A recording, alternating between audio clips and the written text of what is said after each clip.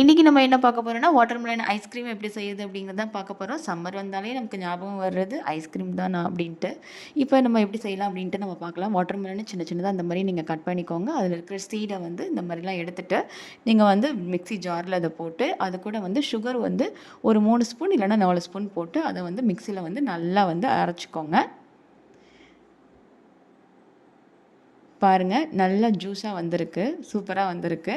இதை நம்ம என்ன பண்ணலாம் அப்படின்னா ஐஸ் மேக்கரில் நம்ம வந்து இந்த ஜூஸை வந்து நம்ம ஃபில் பண்ணிடலாம்.